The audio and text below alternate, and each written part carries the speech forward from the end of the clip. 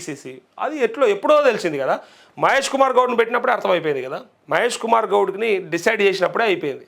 రేవంత్ రెడ్డి ఆయన నచ్చినటువంటి వ్యక్తిని పెట్టించుకొని తమాషాలు చేస్తుండు తప్ప మరి ఒరిజినల్ కాంగ్రెస్ నాయకులని కాపాడుకుంటాడు అని ఆ రోజే అనుకోలేదు వాళ్ళు. మహేష్ గౌడ్ని పెట్టినాడు అంటే సీనియర్ కాదా, మరి ఆయన నాయకుడే కదా, ఇప్పటి నుంచో ఎన్ఎస్యూఏ నుంచి పనిచేసుకుంటూ వస్తుండగా అంటే కావచ్చు. యూత్ కాంగ్రెస్ అయినా ఏదైనా మధ్యలో టీడీపీలకు కూడా పోయొచ్చిండట. ఇక ఒకసారి చూడండి, మీతో కలిసి పనిచేయమని దేవుడే పంపిండాడు అని చెప్పి అంటా ఉన్నాడు. అన్న నన్ను మీతో కలిసి పనిచేయమని దేవుడే పంపిండు. తెలంగాణకు నష్టం జరుగుతున్న ఈ క్లిష్ట సమయంలో మీతో కలిసి నడవాల్సిన అవసరం ఎంతైనా ఉంది.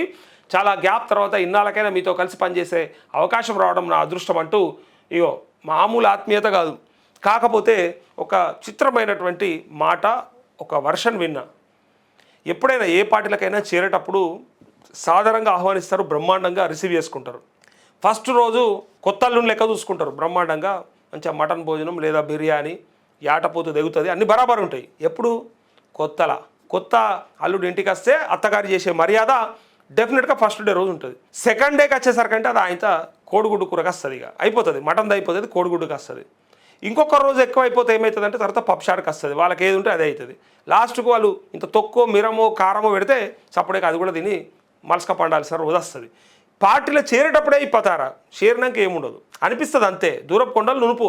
ఇలా జీవన్ రెడ్డికి చెప్తా ఉన్నా, బీఆర్ఎస్ ఏమి తక్కువ అని చెప్తలేను. ఆయన ఉద్దేశంలో బీజేపీల కంటే బీఆర్ఎస్లకు రావడమే కరెక్ట్ అని డిసైడ్ అయిపోయింది. అది కరెక్టే, దాని ఉద్దేశం కూడా చెప్పినాం. అండ్ బయట ప్రపంచంలో అంటే బయట సమాజంలో కూడా అదే ఉన్నది. ఏమనున్నది, బీజేపీ ఇప్పట్లో అధికారంలోకి వచ్చేటట్లేదు, 28లో కూడా కష్టమే. బట్ బీఆర్ఎస్ఏ ఇలా సెకండ్ ప్లేస్లో ఉంది, వాళ్ళే వచ్చే అవకాశం ఉంది. కాబట్టే రైట్ డిసిషన్ అన్న వాళ్ళు ఉన్నారు. కాకపోతే ఇక్కడ ఈ జీవన్ రెడ్డి పరిస్థితి కూడా కొత్తలో పక్కన కూర్చోబెట్టుకొని ఇట్లా కౌగిలించుకొని బ్రహ్మాండంగా ఆలింగనం చేసుకొని పిలుచుకున్నటువంటి నాయకులే తర్వాత రెండో కుర్చీ, తర్వాత మూడో కుర్చీ, తర్వాత లాస్ట్ కుర్చీ, ఇక తర్వాత మొత్తానికి అపాయింట్మెంట్ ఇస్తలేరు, ఇక నన్ను కలుస్తలేడు అని చెప్పి ఏడిసే కాడికి వస్తుంది కథ. నేనేమంటున్నా, ఒక జాతీయ పార్టీలో విపరీతమైనటువంటి అంతర్గత ప్రజాస్వామ్యం ఉన్నటువంటి జాతీయ పార్టీలోనే ఇమడలేనటువంటి జీవన్ రెడ్డి ఒక ప్రాంతీయ పార్టీలో, అది పైగా ఇక నియంత అన్నారా, నియంతృత్వ పోకళ్ళు అన్నారా, కేసీఆర్ ఇంకేదన్నారా, రాజు అన్నారా, దొర అన్నారా, ఏదన్నారు, ఈ పార్టీలో నెగులుతాడా, మనగలుగుతాడా అనేది ఫస్ట్ ప్రశ్న చాలామందికి వస్తుంది అనుమానం. కాకపోతే బీజేపీ కూడా సేమ్ అవకాశం ఇచ్చింది. నీకు ఎమ్మెల్యే టికెట్, మీ కోడలికి ఒక టికెట్, అది ఎంపీ టికెటా ఇంకోట. సో అట్లా ఇస్తామని ఆఫర్ పెట్టినా నక్కో అన్నాడు ధర్మపురి అరవింద్ పెట్టిండు ఆ ప్రపోజల్. కానీ నైచాయ్యా మరకన్నా ఆయన అటు ఎగబెట్టిండు, ఇటు దారి పట్టిండు, ఇటు తోవ పట్టిండు, ఇటు గమ్మతున్నది. ఇప్పుడు అయితే గమ్మత్ ఉంటే ఉండొచ్చు కాక, భవిష్యత్తు చెప్పలేము.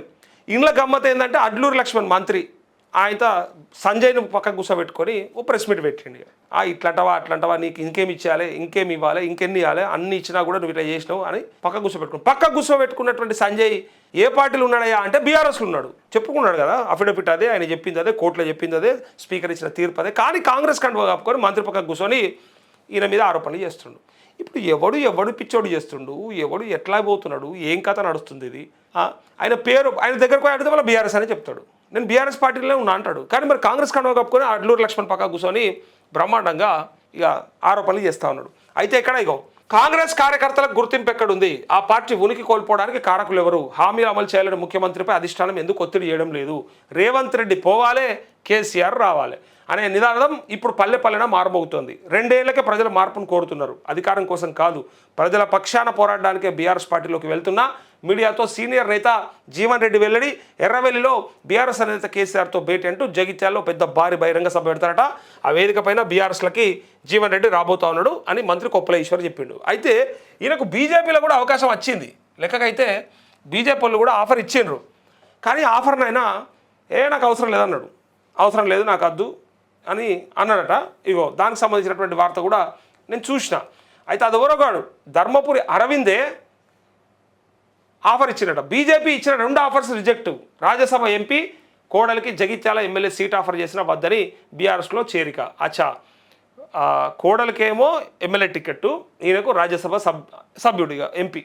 రేవంత్ సర్కార్పై బీజేపీ పోరాడలేదని, అలాంటి పార్టీలో నియమనలేనని తేల్చి చెప్పిన జీవన్ రెడ్డి తెలంగాణలో బీజేపీకి భవిష్యత్తు లేదని, మతపరమైన పార్టీలో కష్టమని బీజేపీ ఆఫర్ రిజెక్ట్. కాంగ్రెస్ ప్రభుత్వంపై గట్టిగా పోరాడుతున్న బీఆర్ఎస్ పార్టీలోనే చేరితేనే మంచిదని భావన. జీవన్ రెడ్డిని బీజేపీలోకి తీసుకురావాలని తీవ్రంగా ప్రయత్నించిన ఎంపీ ధర్మపురి అరవింద్, బీజేపీలో చేరితే ఈటల రాజేందర్ లాగానే ప్రాధాన్యత లేకుండా పోతుందన్న అనుచరులు, బీఆర్ఎస్ వైపే మొగ్గు చూపించిన జీవన్ రెడ్డి అనుచరులు, కుటుంబ సభ్యులు, ఆత్మీయులు తన సీనియారిటీకి తగ్గట్లుగా కేసీఆర్తో కలిసి పనిచేస్తేనే బాగుంటుందని భావించిన జీవన్ రెడ్డి అంటూ మొత్తానికి జీవన్ రెడ్డి తీసుకున్న డిసిషన్ అయితే రైటా రాంగా చాలామంది అనుమానం. ఎందుకంటే చెప్పలేం, ఇవాళ బాగానే ఉంటుంది, రేపు పొద్దుగల ఎట్లా పార్టీలో చేరి భంగపడ్డోళ్ళు చాలామంది ఉన్నారు. అటుకెళ్ళి ఇటుకెళ్ళి వచ్చి ఇలా ఉండి మళ్ళీ భంగపడి మళ్ళీ వెనకకు పోయి కేసీఆర్ దొంగ లంగా లపంగా అన్నులు మొత్తమంది ఉన్నారు. చాలామందిని చూస్తాం మనం. మరి అంత నమ్మకం ఉన్నదా లేదా? మరి ప్రాంతీయ పార్టీలో మళ్ళీ ఇబ్బంది అవుతుందని చెప్పి మళ్ళీ వెనకకే పోతావా? మళ్ళీ గర్ వాపస్ ఇలాంటి ఏమైనా ప్రోగ్రామ్స్ ఉంటాయా? ఏందో తెలియదు. కాకపోతే మరి ఇట్లా అంటే వాళ్ళ దృష్టిలో, కాంగ్రెస్ వాళ్ళ దృష్టిలో పోతే పోని, వాళ్ళతో నచ్చేదేమున్నది, వాళ్ళతో పోయేదేమున్నది, అలా పని అయిపోయింది, అవుట్డేటెడ్, ఇదంతా స్క్రాపు, పోయినా సరే పర్వాలేదు అనుకొని వాళ్ళు అనుకుంటున్నారని మనకున్నటువంటి ఇన్ఫర్మేషన్. వీళ్ళంతా పోయినా పర్లేదు. ఇప్పుడు సంజయ్ లాంటి వాళ్ళు గెలిచిరు, గట్లాంటి వాళ్ళని పట్టుకొని ఇద్దాం, ఈయన గెలవడాయే ఉంటే చక్కగా పని చేయని ఏడాయే, మరి అట్లాంటప్పుడు పీకిందనేం కదా అని అనుకున్నారట చాలామంది. నాతో అన్నోళ్ళు హైకమాండ్ తప్పిన కాంగ్రెస్ అంటూ పట్టు కోల్పోయిన ఏఐసీసీ, రేవంత్ చెప్పినట్టు తలుపే పీసీసీ. అది ఎప్పుడో తెలిసింది కదా. మహేష్ కుమార్ గౌడ్ని పెట్టినప్పుడే అర్థమైపోయింది కదా. మహేష్ కుమార్ గౌడ్ని డిసైడ్ చేసినప్పుడే అయిపోయింది. రేవంత్ రెడ్డి ఆయన నచ్చినటువంటి వ్యక్తిని పెట్టించుకొని తమాషాలు చేస్తుండు తప్ప మరి ఒరిజినల్ కాంగ్రెస్ నాయకులని కాపాడుకుంటాడు అని ఆ రోజే అనుకోలేదు వాళ్ళు. మహేష్ గౌడ్ని పెట్టినాడే అంటే సీనియర్ కాదా, మరి ఆయన నాయకుడే కదా, ఇప్పటి నుంచో ఎన్ఎస్యూఏ నుంచి పనిచేసుకుంటూ వస్తుండగా అంటే కావచ్చు, యూత్ కాంగ్రెస్ అయినా ఏదైనా, మధ్యలో టీడీపీలో కూడా పోయొచ్చిండట. ఇక ఒకసారి చూడండి, మీతో కలిసి పనిచేయమని దేవుడే పంపిండాడు అని చెప్పి అంటా ఉన్నాడు. అన్నా, నన్ను మీతో కలిసి పనిచేయమని దేవుడే పంపిండు, తెలంగాణకు నష్టం జరుగుతున్న ఈ క్లిష్ట సమయంలో మీతో కలిసి నడవాల్సిన అవసరం ఎంతైనా ఉంది, చాలా గ్యాప్ తర్వాత ఇన్నాళ్ళకైనా మీతో కలిసి పనిచేసే అవకాశం రావడం నా అదృష్టం అంటూ, ఇగో మామూలు ఆత్మీయత కాదు, కాకపోతే ఒక చిత్రమైనటువంటి మాట, ఒక వర్షన్ విన్నా. ఎప్పుడైనా ఏ పార్టీలకైనా చేరేటప్పుడు సాధారణంగా ఆహ్వానిస్తారు, బ్రహ్మాండంగా రిసీవ్ చేసుకుంటారు. ఫస్ట్ రోజు కొత్త అల్లుని లెక్క చూసుకుంటారు, బ్రహ్మాండంగా మంచిగా మటన్ భోజనం లేదా బిర్యానీ, యాటపోతు దిగుతుంది, అన్ని బరాబర్ ఉంటాయి. ఎప్పుడు కొత్త అల్లుడు ఇంటికి వస్తే అత్తగారు చేసే మర్యాద డెఫినెట్గా ఫస్ట్ డే రోజు ఉంటుంది. సెకండ్ డేకి వచ్చేసరికంటే అది ఆయన కోడిగుడ్డు కూరకు వస్తుంది, ఇక అయిపోతుంది, మటన్ది అయిపోతుంది, కోడిగుడ్డుకి వస్తుంది. ఇంకొక రోజు ఎక్కువ అయిపోతే ఏమవుతుంది అంటే తర్వాత పప్షార్కి వస్తుంది, వాళ్ళకి ఏది ఉంటే అదే అవుతుంది. లాస్ట్కు వాళ్ళు ఇంత తొక్కో మిరమో కారమో పెడితే సపరేట్గా అది కూడా తిని మలసక పండాల్సిన రోజు వస్తుంది. పార్టీలో చేరేటప్పుడే ఇప్పతారా, చేరినాక ఏముండదు అనిపిస్తుంది అంతే. దూరపు కొండలు నునుపు.